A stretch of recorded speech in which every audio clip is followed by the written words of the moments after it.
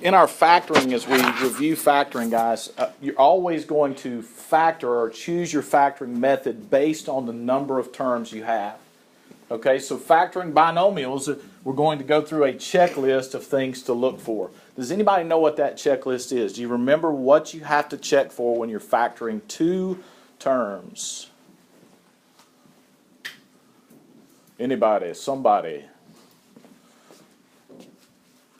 What's the first thing we look for? Factoring. Starts with a G. Greatest common factor. That's right. The GCF is the first thing we're always going to look for, and we're always going to do it in this order. If we're factoring two terms, the first thing we always look for is a GCF. The next thing we're always going to look for is a difference of squares.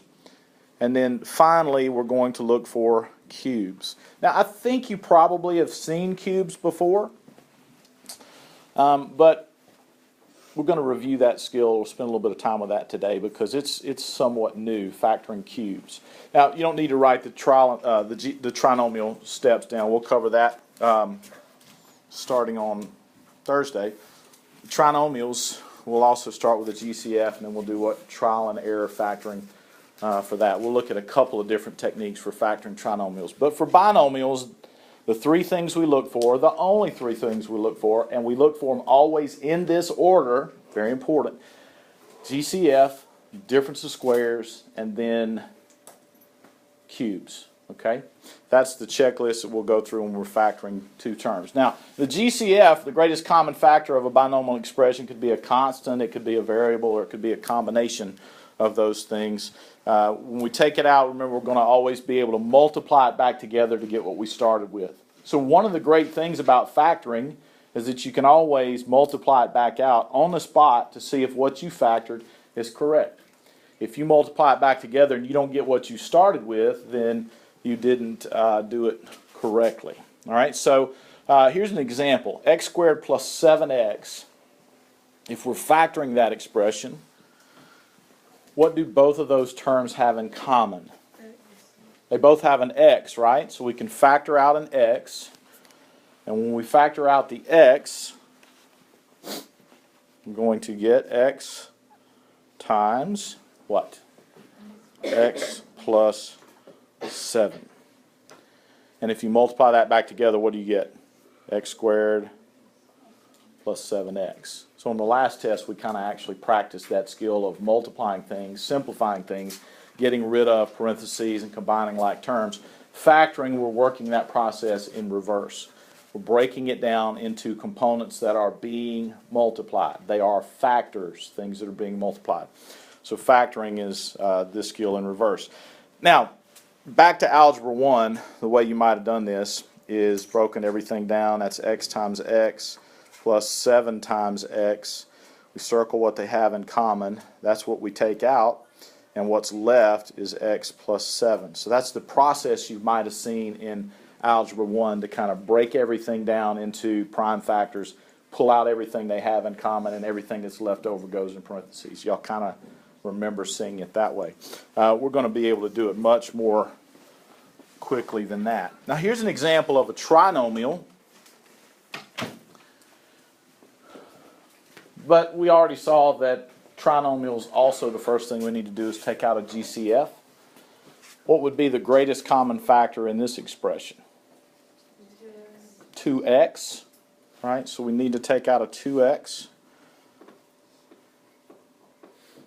We'll need three things inside the parentheses, so when I distribute that, I would get what I started with, correct?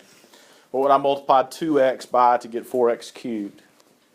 2x squared plus x minus 4. Then if we were factoring trinomials, we would need to see if this trinomial here would factor further, but that's the next lesson. Okay, it's a couple lessons down the road. Okay, so greatest common factor factoring, or GCF, is the first thing that we'll always look for when we're dealing with binomials, trinomials, any kind of nomials. That's the first thing you always look for is a GCF. The next thing we look for is a difference of squares, right? Somebody take this apart for me. What do we mean in mathematics when we use the word difference? subtraction, right? So we're thinking that there's some kind of subtraction involved. What are we subtracting if we're talking about a difference of squares? It's tricky. It's what? What are we subtracting? Y'all wake up.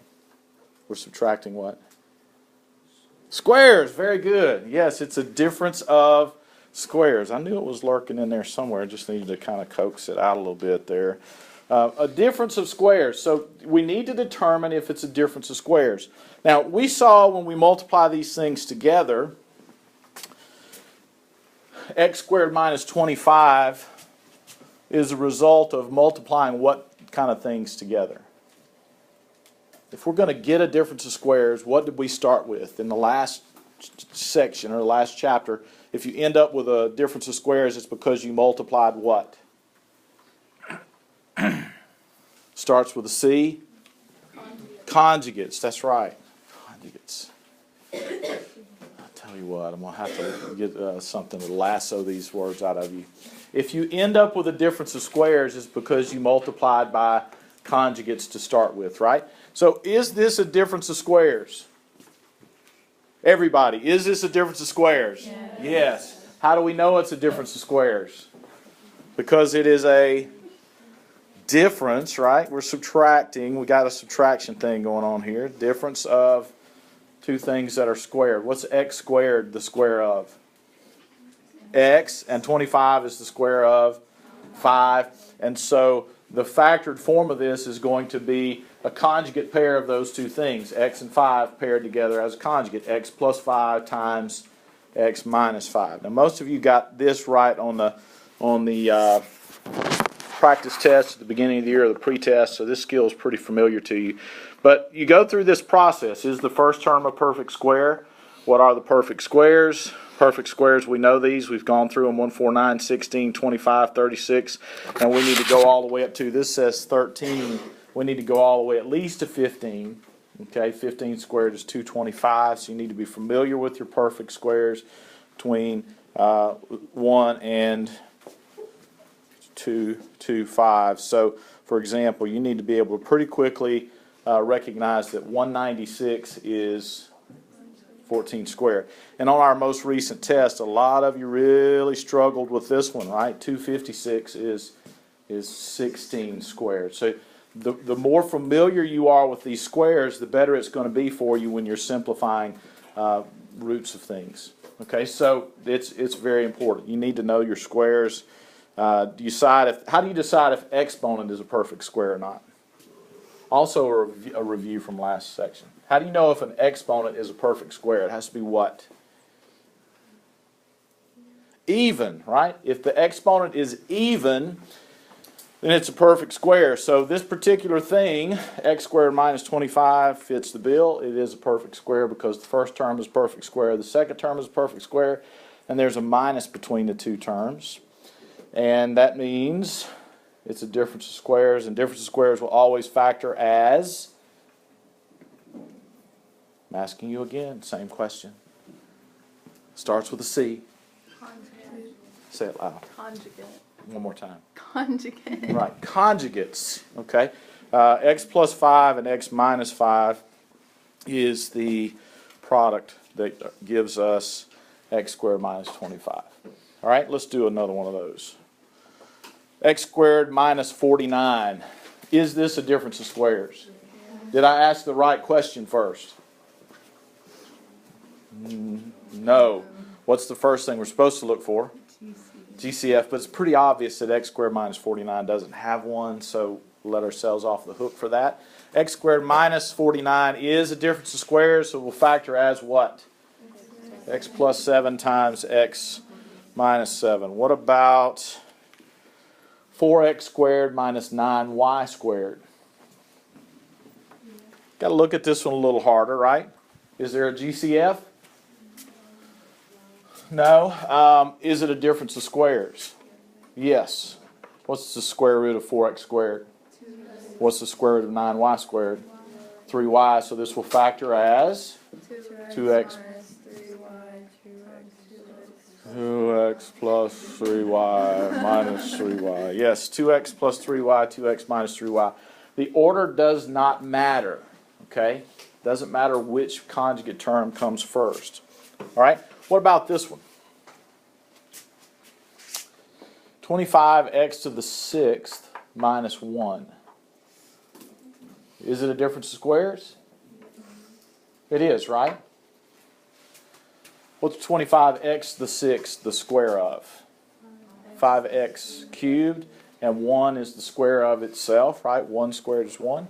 So this would factor as 5x cubed plus 1 times 5x cubed minus 1. All right? Number 4. X squared plus 36. Is this the difference of squares? I heard a resounding no. That's about as resounding of a response as I get from this first period class anyway. The Boxy twins up here. No. X squared plus 36 is not a perfect square. Why not? Or not a difference of squares. Why not, Lauren? It's adding. It's not a difference, right? It's not a difference. It's a sum. And this is not factorable over the real numbers. Okay? Now, this is extra. This is not on this test that's coming up about this. But, this is college algebra, so you guys are going to get a little bit extra from time to time. And that's what this is.